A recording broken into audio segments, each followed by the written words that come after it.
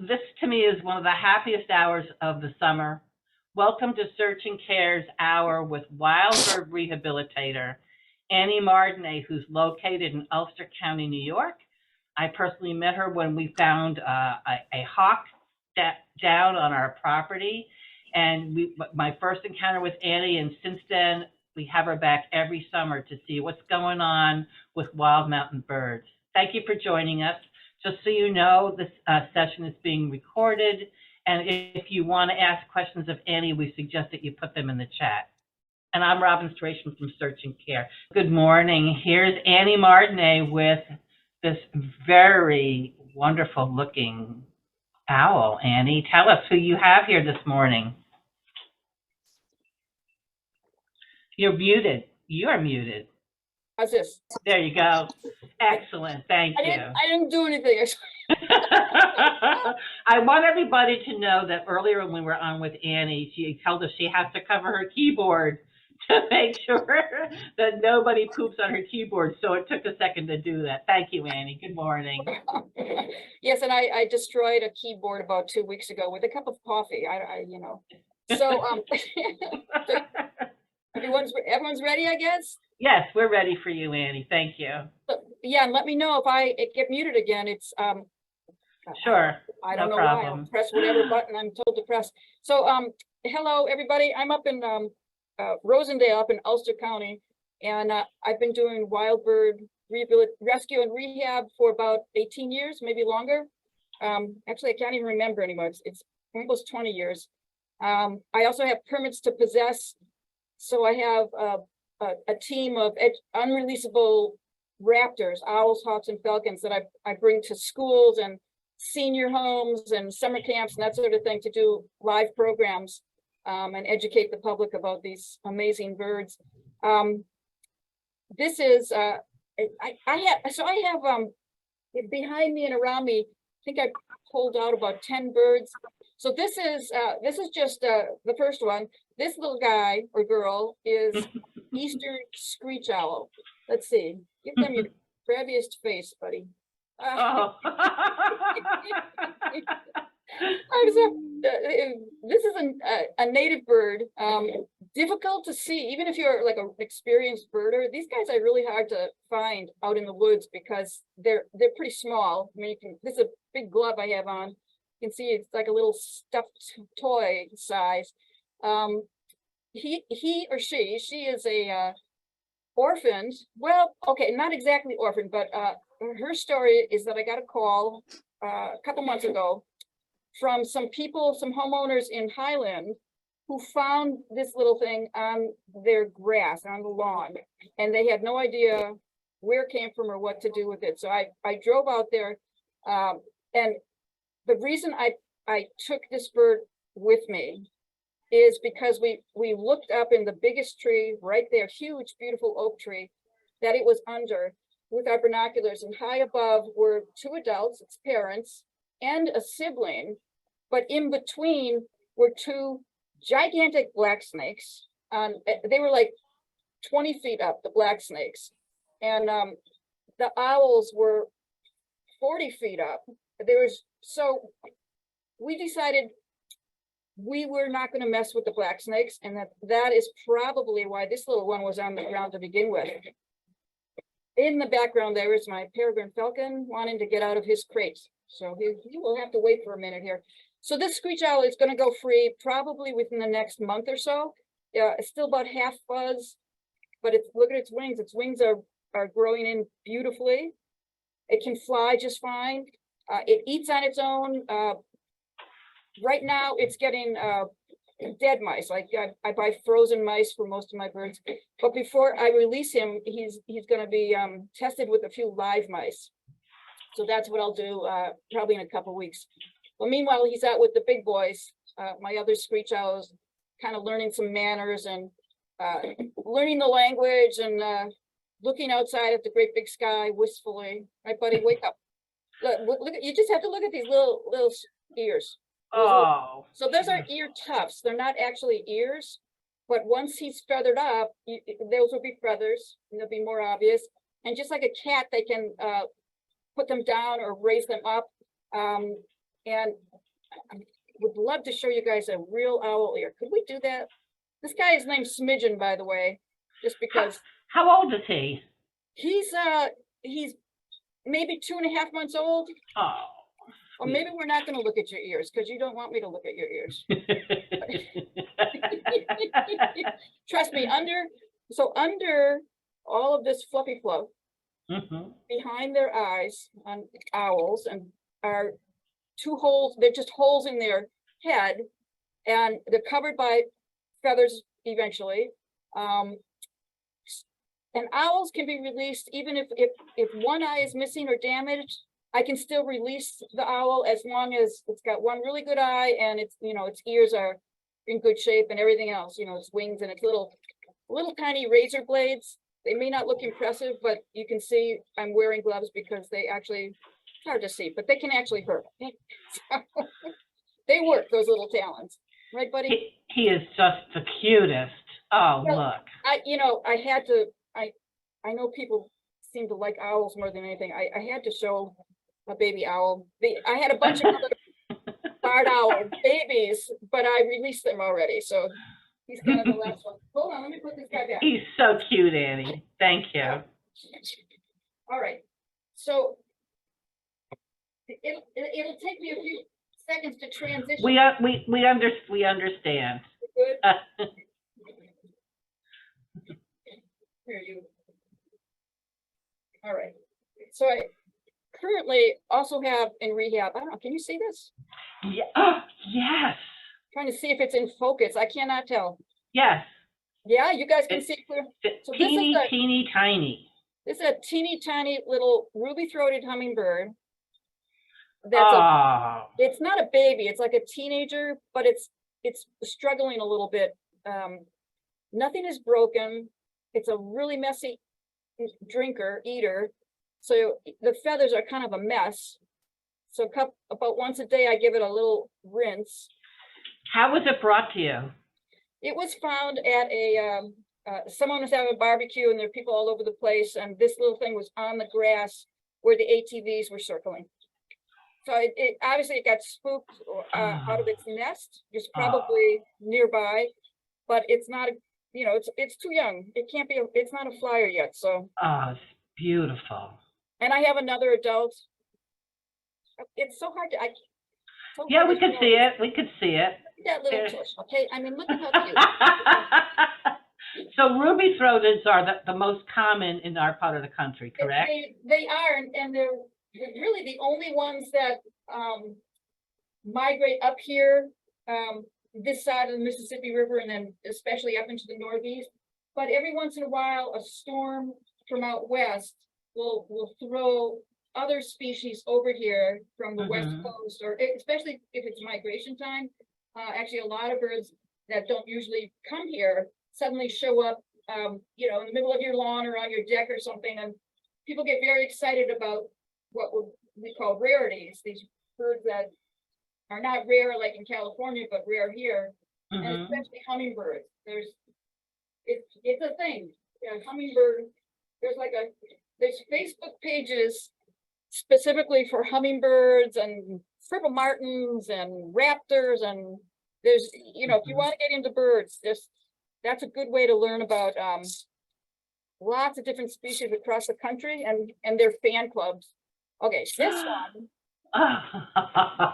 What is that? This one has a very dirty face too. Hold on. Because it's a messy ear also.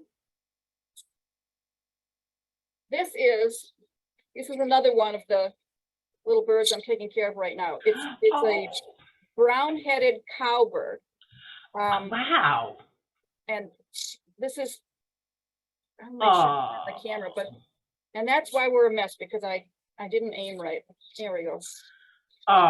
Anyhow, these birds are, they have a mixed reputation. They are a native species, so they're just as protected as, bald eagles and robins and hummingbirds and all the rest. But they annoy some people because what they do is lay their eggs in other birds' nests. So for some reason, they really like Phoebe nests. They they lay their eggs in nests with birds that are far smaller than them. So their eggs, the Phoebe eggs, are like less than this, like the size of a penny, and a cowbird egg is like the size of a robin's egg or bigger. And when the cowbirds hatch, the Phoebes or the other birds that are sitting on the eggs, they don't know the difference. They just sit on the eggs, and out comes this like Godzilla-sized nestling. And their baby Phoebes hatch at the same time and get almost no food at all. So these guys end up, yeah, it's a very successful strategy. It's like, I don't know if you can relate to that, to a human behavior. No, let's not. I mean, human, have a baby and leave it on your neighbor's porch. I don't know. But it's awfully cute, but yes, I know about the reputation, and we have the one bird that we love that comes back every year is the Phoebe, and I hate the thought that the birds natural to their nest don't get a chance because of a cowbird. Well, the thing is, they've been doing this for, let's say, thousands of years. It's not a new strategy, right? And yet we still have Phoebes. Like we have Phoebes that own our house too, and they come back every year, and they have usually 3 clutches of eggs, and they're pretty successful. Cowbirds only have 1 clutch up here anyhow. They only have 1 set of eggs, and then they go off and do their own thing. So there's that advantage that like Phoebes are pretty darn sure to have a bunch of babies sooner or later, even if they have cowbird eggs. But so I get phone calls from people who ask, well, can I just, throw that egg out, or, do something worse to the nestling? And I have to tell them, no, you can't. No. They're protected. Can you do us a favor and just show with your fingers the different sizes, like, for example, the size of a hummingbird egg versus the size of a cowbird egg? Where's all my stuff? I just thought you could do with your fingers. Oh, well, okay, so like a hummingbird egg would be like the size of my fingernail at most. I mean, that would be a big hummingbird egg. Or even a Phoebe egg. Phoebe eggs are so tiny, whereas a cowbird egg is more like this. I mean, I'm not kidding. Yeah, it's amazing. Okay, so here are a couple more customers in a dirty nest. Can we see these? Oh yes, now we can. What are those? These are American robins. Oh yes, of course. Right. So these are right. So they're facing different ways. Sure. Yeah. Aww. So these guys are very common. They are another species that have 2 or 3 clutches of eggs up here every summer, and they may not use the same nest. So one thing, this is something I forget to say sometimes, but I do get calls from people saying, a lot of calls saying, we had a storm, we had a windstorm, or tree fell or something, and there's baby birds on the ground. If you can see the nest and you can safely reach it, and I don't mean climb a 30-foot ladder, and but if you can see the nest and it's still intact, you can pick up these baby birds, all these baby birds. You can pick them up and put them right back in the nest if you can reach it. Most birds have no sense of smell.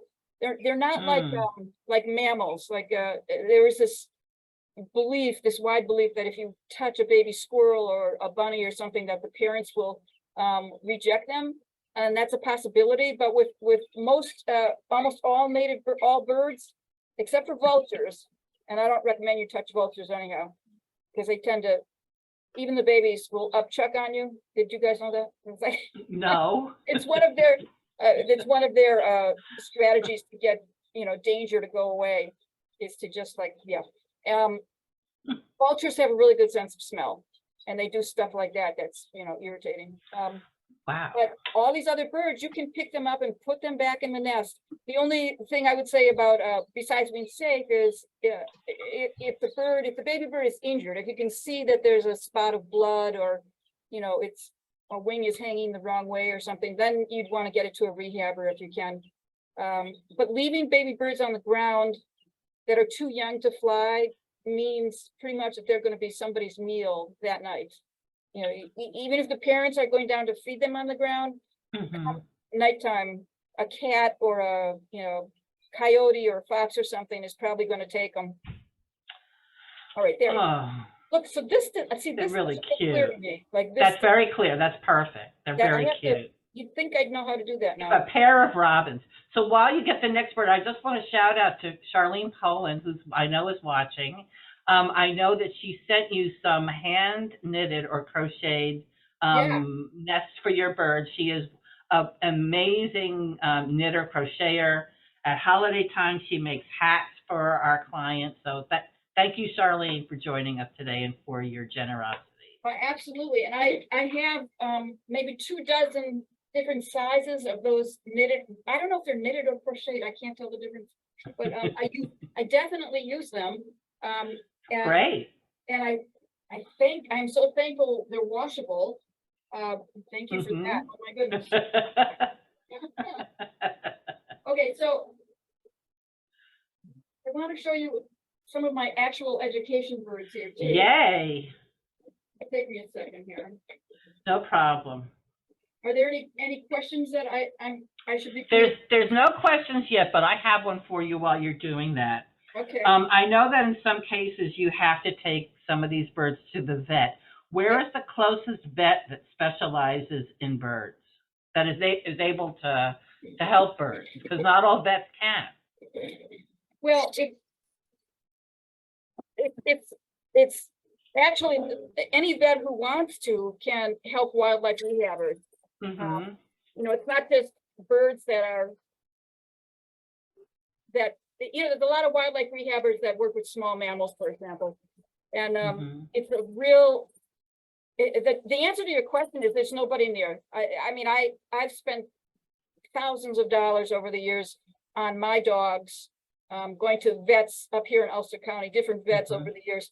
But there's none of them donate their services to wildlife rehabbers. And I mean, I can pay out of pocket if I have a bird that I know needs to be euthanized.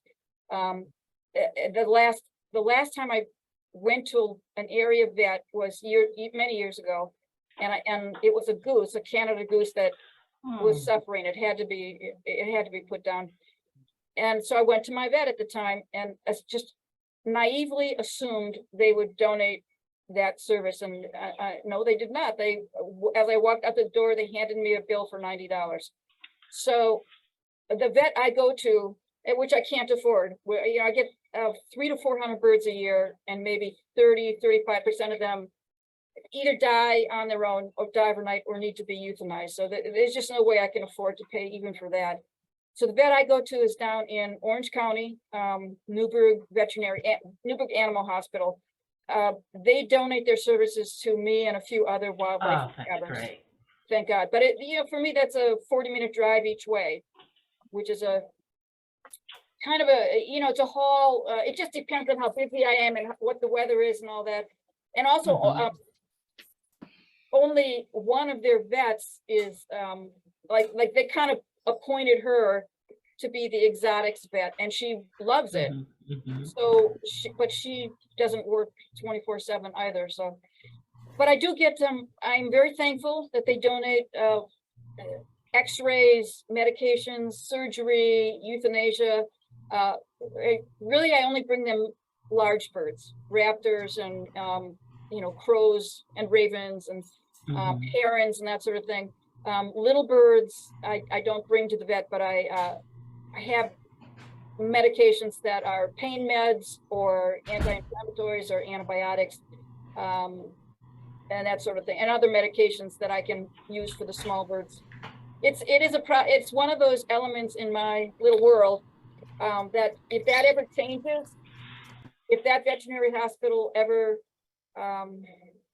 sells to a corporation, for example, or if that particular vet decides that she's moving to another facility, if I don't have a vet that donates, that would be a reason that I would stop doing wild bird rehab. We can't afford to do this out of our pension. Of course, I understand. But I mean, a lot of people will donate. They'll bring me birds, and then they hand me a $5 bill or 20 or 50 or whatever. They'll dig in their pockets. I have a lot of people donating just because I'm helping whatever bird it is they brought me, but I don't ask people to do that. It's actually illegal for wildlife rehabbers to say, you know, I'll take your baby squirrels, but only if you pay me $100. That's actually illegal. We can't do that. We can only do wildlife rehab because we want to. But if somebody freely hands us a donation or sends us a donation, that's completely fine. And I'm not saying that to the crowd that's watching just because I want your money. That's not really. Well, I will be happy to say that Annie's organization is called Wild Mountain Birds. She has her own Facebook page. Please find it. It's easy to donate to her, and this is how she's able to continue to save and educate about the importance of these birds. So who is this? And most of those donations, by the way, go to just feeding these guys. Mice are my most costly expense right now. It always has been, but oddly, the cost of mice almost doubled since COVID, and no one on the planet can explain to me what the connection is, but that is a fact. And mealworms, live mealworms are like a penny a piece, which is bizarre. But so this is an American kestrel. It's a female, so she's a falcon. She's the smallest falcon in, I believe, all of North America, but very definitely in our area. And she's the smallest one. She has, it's kind of hard to see, but she's got this wing, her right wing.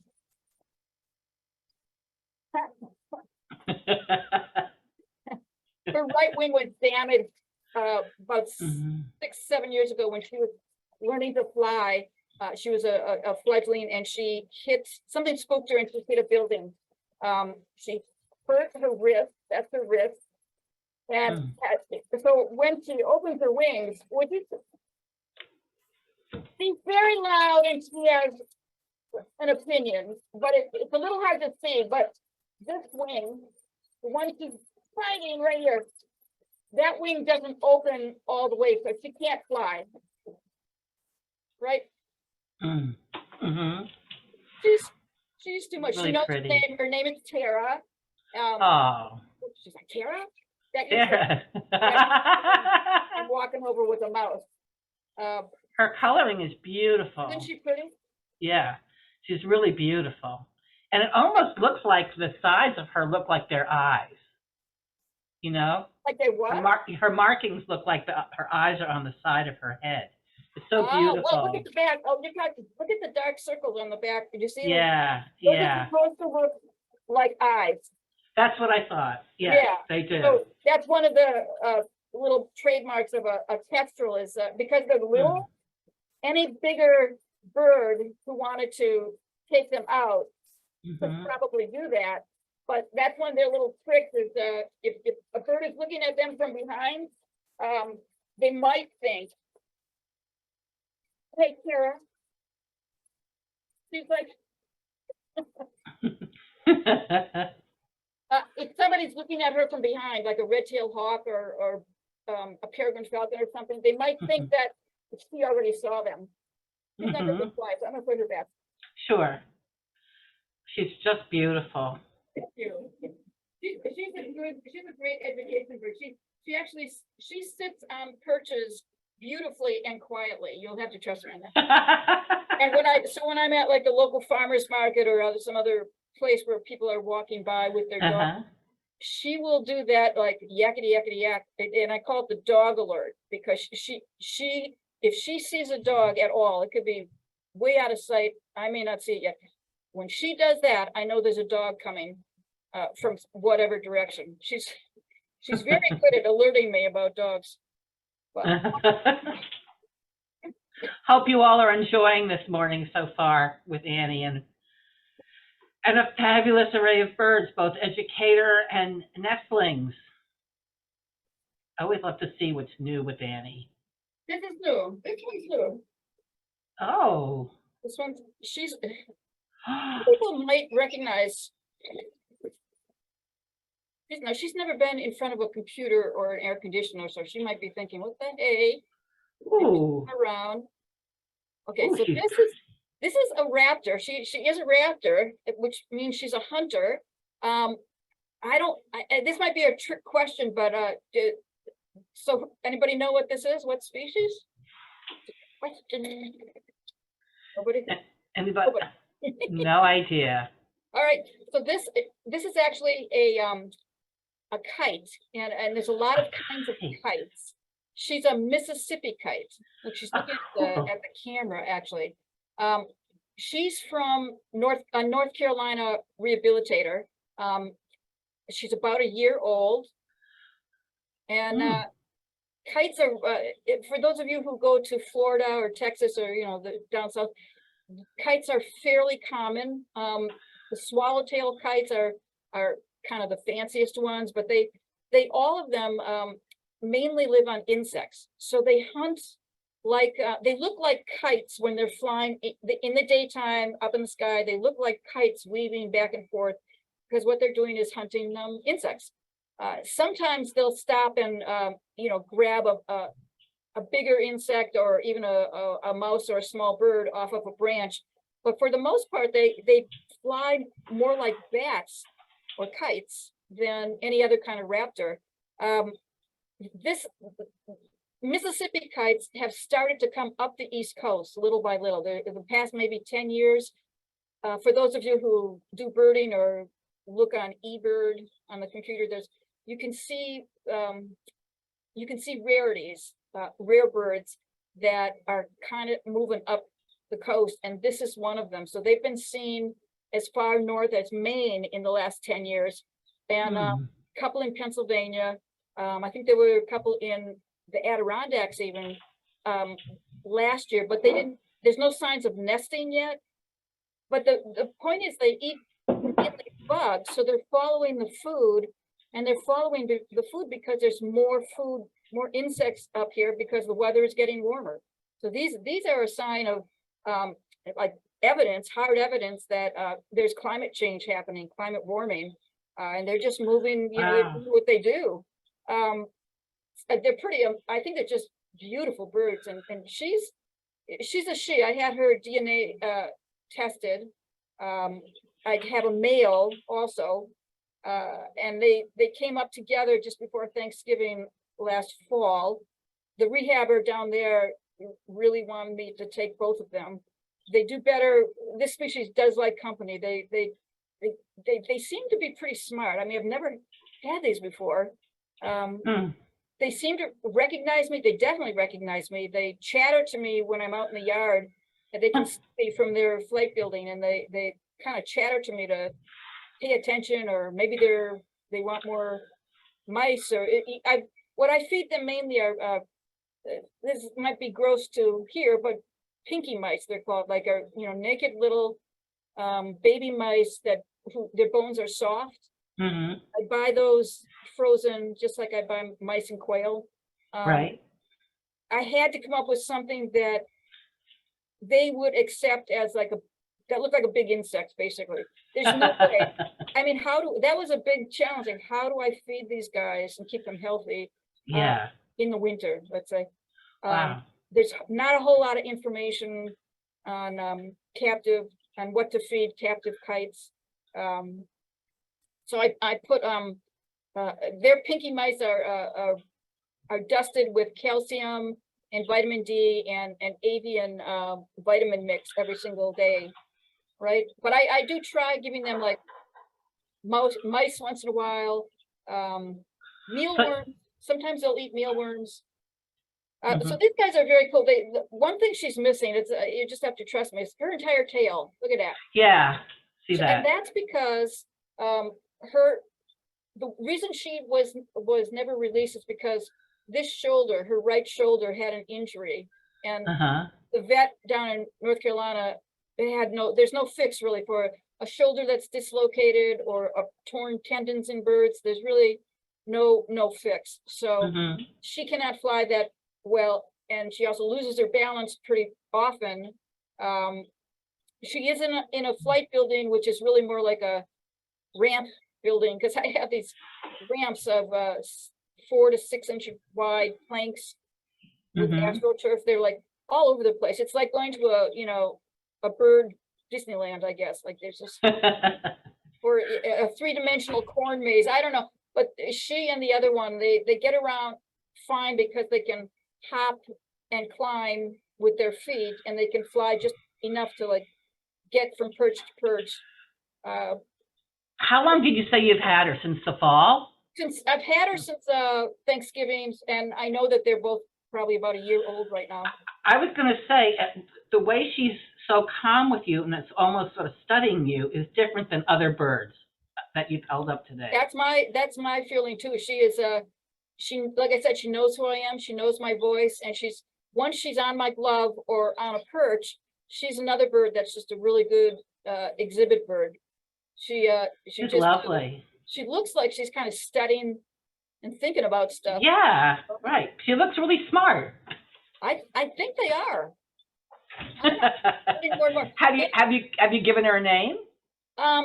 Actually, I named her Franklin in the beginning, after the explorer who was trying to find a passageway through the Antarctic. Remember how 100 and some years ago, and Franklin's it did not end well, but I was there's a lot of really good stories about Franklin and his crew and how they managed to survive as long as they did.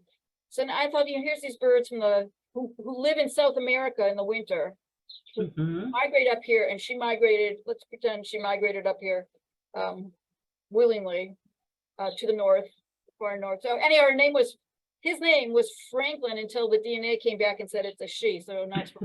Because she knows her name, so I can't really change. I'm very impressed with her. Thank you so much, Annie. Please, everybody, if those of you who've joined us, if you have any questions for Annie, you're welcome to enter them in the chat. Thank you. So I have 2 more birds to show. Hi there. People. Hello. Can you hear me? Yes. You have a question for Annie? I have to run to a dentist appointment, but okay. I would like to know where can we do some donations for the birds? Oh, if you go, is that Guadalupe? Yeah, hi. Hi. So Annie has a Facebook page. Where else can they find you?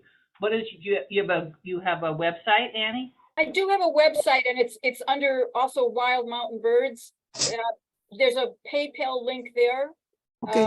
I don't post anything new on there. It's just there for PayPal, and I have on my Facebook page. I can post after this my mailing address and my Venmo. Yeah, that would be very helpful. I love to share with you your amazing work. Thank you very much. Really, thank you. Fun. It's like I have fun meeting people, kind of meeting you guys, people that I would never meet otherwise. It's very cool. I appreciate it. Robin, I will be contacting you, Robin. Thank you. Thank you very much. Lots. Thank you. Robin, do we have time for 2 more birds? Absolutely, we have time. We sure do. All right. Oh, and folks, I just put some links in the chat box if you want to take a look. I added Manny's main website and her Facebook page. But if anything, we can send out some links via email too. Thank you, Jacob. Thank you. Oh, we're getting somebody big. Yeah, I'm in my office, so I'm like tripping over stuff that I don't normally have in my office. If you hear, it's hard to hear anything else in the background here, but I have a whole slew of canaries over to one side. Oh. And next door, in the room next door, I closed the door, but in the room next door, I have my African gray parrot, who also, she's imprinted on me, of course, and she's very demanding. So, she knows I had to close that door. Oh, Annie. Yes. Wow. Wow. Get back here a little bit. Maybe I'll sit back. Oh, we can see this bird. Look at perfectly. I should have been sitting like this the whole time. Look at that. Oh my goodness. All right. Wow. So that's an adult barred owl. Hmm. Most you are in the city or Long Island? Is that Most of us are in Manhattan. Yeah, so there's barred owls in Central Park, aren't there? I think that there are, Yeah, and on Long Island for but sure. not often seen. So, Ah, yeah. I mean, there's some pretty amazing birding if you like water birds, besides Yes, gulls. fowl, I mean, yes. million kinds of gulls, sandpipers, and you guys. And we do have peregrine falcons, but I've never seen a bird like this in Manhattan. Never. Well, here's the thing. These guys are the most common. Well, I don't know what you're doing wrong, to tell you the truth, but because they're the most common owl in North America. Uh-huh. They used to be just on this side of the Rocky Mountains and up in Canada, and now they are on the other coast too. They did that on their own. Their population is just expanding every year. They are in cities. They like to be mainly on the edges of woods. They'll hunt in the woods, they'll hunt in swamps, they'll hunt over meadows, but they nest generally in big tall trees, like in like oak trees or white pines. And I don't know, I really don't know much about the city anymore. I'm from Wisconsin. We don't. That's okay. But I have to say that one of the favorite places that barred owls like to nest and hunt are historic cemeteries. So What? especially Wow. if there's trees, if it's just open, just if there's no trees at all, probably you're not going to find these guys. But the solar, what do they call them, solar farms. Yes. It's interesting, like they up here, there's quite a few of those, as you know, Robin, Yeah. or more planned all the time. I think the kind of the jury is out on whether those are devastating to wild birds or helpful. I can tell you birds like this need some kind of tree to perch in or to have their nest. But I can also tell you that when land is cleared and grass is kept low, like at cemeteries or landfills, that it's easier for them to catch rodents, for example. Sure. And voles and that sort of thing. And not just owls, but hawks too. Like at the Rosendale landfill, which is now it's a transfer station, but there's an old covered up landfill. For those of you listening, transfer station is another word for the dump, what we used to call the dump. Right, or where you bring your bagged garbage and your recycles. Yeah, that's the fancy word is now transferred, because we bury it in someplace else, but not here. But so the adjoining landfill is there. It's covered by grass and it's mowed several times a summer. Every time the mower is there, there's a handful of raptors just hanging out, mainly red-tailed hawks and stuff, but they totally know that the mowers are going to kick up rabbits and rodents and insects and all sorts of good food. Kestrels too. I mean, it's good hunting for a few minutes or a few days. But anyhow, these guys are really common in the Hudson Valley and in New York State. This one is she's a little bit of an overweight, I would say, female. In my care, they don't have to burn calories, as they just get free food. So right. So they can get a little hefty. She is, I'm not even sure how old she is. I've had her for about 8 years. They can live like 20 or 30 years in captivity if everything is perfect. Is she in an area by herself or with other owls? I have 2 barred owls, education barred owls at the moment. I have 2, so they share a building. Good. The other one is fully flighted, like she can fly like a crazy thing, but she's got some neurological strange things. They both hit cars, and they come to me with head and eye damage or worse. About 50% of these barred owls I can eventually release, and the other half that they can't hunt, they can't see, they can't perch or whatever. so they may need to be euthanized. I actually had 5 orphaned barred owls. I was trying Aw. really hard to hang on to them for this, but it just, you know, there comes a day when it's just enough freeloading, and it's like, you know, they. But I actually, so this one and the other adult barred owl are also kind of like foster parents that help me raise up the Oh. kids. And like I said, with the other bird, with the little screech, I'll teach them some manners and some of the language, and you know, something about personal That's space, awesome. that sort of stuff. So She this is one, absolutely beautiful. she hit a car, and she has a limited vision, so she can Mhm. see just enough. What my vet thinks is that she sees movement really easily, and light, and you know, the difference between shadows and lights.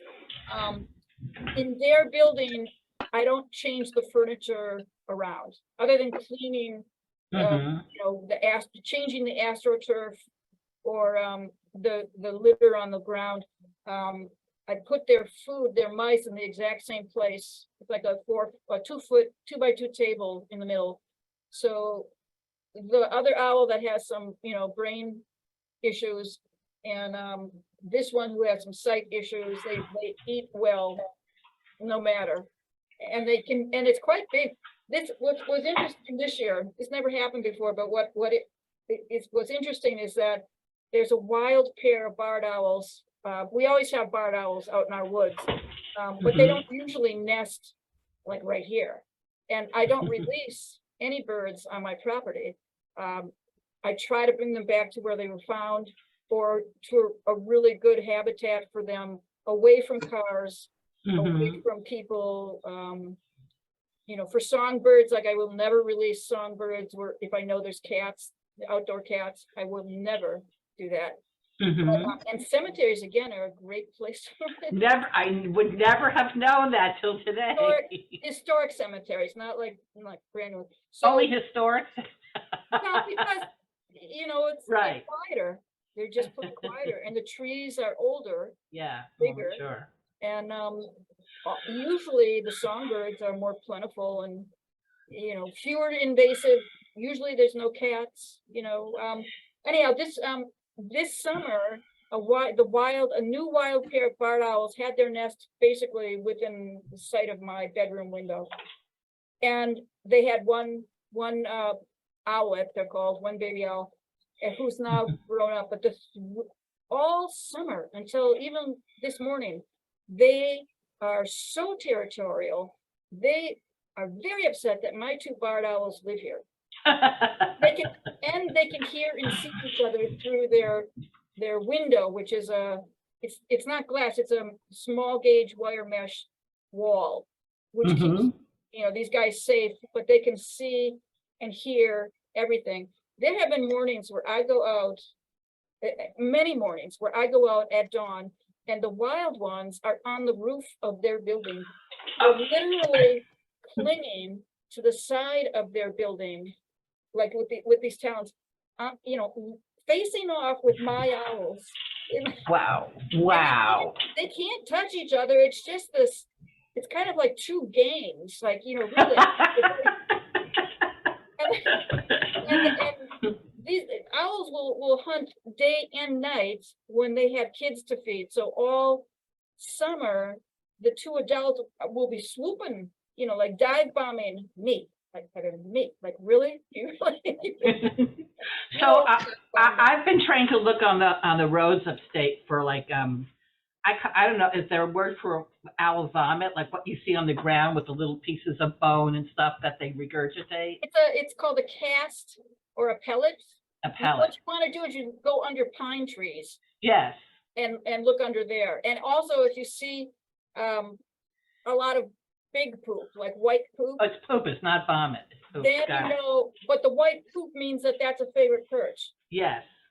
We have a Probably lot. for an owl. Very Yeah, cool. almost But always for an owl. little pieces of bone. It's amazing. Yeah, in the wild, they will swallow. Most of these birds will eat. These raptors will swallow everything: the head, the legs. Yes. They might pull off the feathers. And these guys swallow their mice whole. I mean, they hold them, you know, and they swallow. You have to believe me. Yes. So is the number one reason birds come to you is because of car accidents? What would you say is the number one impediment to their living in the wild, For other than raptors, people? so for hawks and falcons and owls, which are the biggest ones I get, it's the main reason I get them. There's two reasons. One is they hit cars, or cars hit them, and the other one is usually starvation. And those are almost always first-year birds that just aren't hunting well enough, or they have a minor injury that leads to their not being able to hunt, and they get weaker and weaker and thinner and thinner. Or they are starving because we have a particularly cold or snowy winter. These barred owls are the most common raptor I get. I've taken in since last November, I think I've taken in about 35 barred owls. Wow. You know, there were a handful of orphans this summer, but the rest were all adults or young adults that were, like I said, hit cars or starving. They're heavy. I said this one's heavy, but generally they're not heavy weights. So in the winter, if the snow freezes hard on top, they may be able to hear and even see mice or rodents, or usually they can hear them, but they may not be able to get them because they can't break through a hard cover of snow. Like this last winter, we didn't have much snow, but I got a lot of starving owls. Oh. I have one more bird to show you. Okay, sure. You have time? Yes, of course. We have time for one more. Okay. This one's a beauty. Thank you. You're welcome. Absolutely beautiful. Actually, I'm a little shocked at how heavy she is, so I don't know. We'll have to talk to the management. Don't put her on a diet. Don't do that. The only reason I cut back on food for these guys is if, like most of these raptors are fed mice. So if Right. in the summer especially, I'm constantly in their buildings cleaning up leftovers because that attracts flies and it's, there's Right. not good. So if I start finding mice that just have the heads missing, that's a raptor thing. Like that's like getting a doggy bag for some, if you're not hungry, you bite off the head and you stuff the mouse in a corner somewhere. That doesn't work. That doesn't work. But like I said, mice are expensive, and in the summer, it's bad news. So then While you're doing that, we have a question from Wilma Johnson. Hi, Lorraine. You want to ask your question? You may. Yes. Can you hear me? I can hear you. Can you hear her, Annie? Yep. I'll wait Um, till tomorrow. Go ahead, Lorraine. You had said something about mice are hard to find and expensive. Is Yes. there a way to breed them? You can, but in my little world, breeding mice or mealworms is just more work. It's additional work and cleaning, and I go through 50 mice a day. So when I buy them from a guy who gives me a really good price. I buy them bulk, and he's a middleman, but he just gives me an excellent price for now. I buy like 1,000 at a time. Wow. Wow, is through right. Maybe $600 to $700 worth of mice every month. Whew. A little That's bit a lot less. of mice. If That's you what I live mean. It's like the volume would be. I can't raise that many mice. And if what you they lived in smell, New York City, you will save a lot of money. Yes, unfortunately, so many of us have apartments where we have to fight against mice. Yeah. Well, and doesn't the city of New York still use rodent poison out in the streets? Yes. For rats? Yeah. Yes, and there's something here called the Rat Academy because sometimes the populations require war to cut back on them. I joined the Red Academy. You Find did. out how, yes. Good for you. The Rat Academy. Rat Academy. I'm not sure I understand. Is that a good thing or a bad thing? Here's a good thing because it's how to fight back against the rats. Yeah. Without poison. No, we poison them. Yeah, see, if we trap them, we'll bring them up to you by busloads, okay? I personally don't want to do that. How about you, Wilma? No. To me, a good mouse is a dead mouse. Oh, look. Hey, Ming. Ming. Hi, Ming. See, he did not want to be in his. He's been waiting so He's long. been waiting. I purposely, you saw him before, but I purposely Yes. took him out last because he's so darn noisy. Well, He'll- if I look like that, I would be too. He's beautiful. I mean, he's noisy because he's imprinted on me, and he wants attention like that. A couple of these birds, they are imprinted on me, and they just like. What do you want, man? All right. So this guy, yeah, he's a peregrine falcon. He is 7 years old, which is kind of interesting. He's 7 years old. I'm glad I have him. Beautiful. I really am. I got him from the Mid-Hudson Bridge, the Poughkeepsie Bridge, when he was a fledgling and he was learning to fly, and he flew up with traffic and hit a box truck. So I've had him since then because I really thought he was not going to make it. He had cluster seizures, lots of internal bleeding. He didn't have any broken bones, which is a funny thing. Yeah, I don't know how he didn't get broken bones, but when I was ready to release him, I realized that his right eye is blind, basically. It looks perfect. Look at the camera, buddy. Hi, Ming. Look how pretty it's. Oh, I mean, his eyes look he's the stunning. same, right? Yes, yes. But his right eye is completely blind, so he cannot ever be released. Right, buddy? He's I'll show just you his beautiful. backside because he's in really good condition. He's such a handsome dude, and I love peregrine. I love falcons anyhow, but look at these. I love the stripes. I call them pantaloons. Like I have never quite figured out why they are. The entire underside has that stripy pattern all the way down his legs, right? It's Yeah. The males are colored a little bit different than the females, but they they all have this. You see the dark head and the dark markings under the eyes. The ducks had that too, and actually almost all falcons have those dark feathers under their eyes. Those are their sunshades. Those are because they're open, they're open sky hunters. So those are his shades. Very cool. Where are the ears? What? Where are the ears located? Don't bite me, buddy. Just point behind the eye. So they're with all birds, their ears are behind their eyes and a little bit lower than Got it. their eyes. I Okay. think ours are too. No, ours are kind of equal with ours.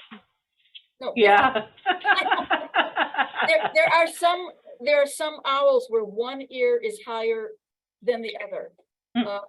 And it gives them another tool for hunting in complete darkness. So the owl species that have ears that are not symmetrical, they have like 3D hearing. So they can see amazingly far in the dark, but they can also hear in complete darkness and target a mouse or something under leaves or whatever, just from hearing. Not all owls have that skill, and hawks don't have the best hearing, and falcons don't have the best hearing either, but their eyesight is astounding. And probably this crowd already knows that peregrines are the fastest creature that we know of on the planet. I can just say that. He is just so Every handsome. kid in New York knows that. It's because they study native, Right. at least in New York, it's part of their curriculum in like first grade. But Do you have to clip his claws? I trim. Now we call it trimming. I trim all of the raptors. Get their talons trimmed and their beaks trimmed as needed, and I do that. Yeah. And actually, yeah, he's really good. Since he's imprinted on me and he's used to me handling him, I can put him on a perch and go about doing a monthly trim and his beak and such. I also have to change these jesses. Uh-huh. Maybe once or twice, maybe every 2 months or so. I make these for each bird. I actually have a journal where I keep track of what size the jesses Interesting. for each bird. There's different thicknesses of leather. They're all kangaroo leather. But I keep records because every one of the raptors I have different sized, like ankles and different strength, requiring different leather. This is a traditional jesses, which don't come off unless I cut them off. This stuff, all this stuff is bleached. Yeah, And this metal, that all comes off when I put them back in their buildings in a few minutes. of course. But the jesses stay on. We just have a few minutes left. Tell us how a bird gets banded on its ankle or above the. Peregrines are still listed as endangered in New York State. So the New York State DEC has a couple people in the state that are that in the spring will climb down to either on a rock, rock climb down or rappel down under the bridges to where the nets are, and they have to wear helmets and such because the parents are seriously dive bombing them. But what they do is they take a blood sample from the nestlings that they can reach, so they can sex them and just check, health information. And then they put these 3 different leg bands on the nestlings so that they can be tracked in the future. So if they ever, if a body is ever found, or when I get when I get any peregrine, whether it's banded or not, because they're endangered, I'm required to just make a phone call to the DEC and, say I got this and this. Yeah, they're still banding them because they're endangered and they want to keep a rough idea of how long a bird lives or what happens to them. All right, buddy, you need a nail trim. He is just magnificent. Does anybody have a last question for Annie? And in the meantime, first, I want to thank you all for joining us. I love checking in with Annie annually because we never know who's new to Annie's family of birds. But I do want to thank you, Annie, and these birds. The work you do, I so applaud you. This is something you take on personally. It's not something the state pays you to do. Oh, they do not. No, they don't. They don't. And that's why I think it's our obligation to let other people know how important this work is. Certainly, you don't have to be an animal lover per se to appreciate these species that are just so magnificent, from the smallest to the largest to the noisiest. Oh. He has a comment on everything. I think that's wonderful. Thank you so much, Annie. We'll check in with you throughout the year and hope to see you again next summer. Thank you, everybody, for joining us. Thank you, everybody. Yeah, thank you so much. Have a great day, Annie. Thank you. Thank you. Bye, Ming. Bye-bye, everybody.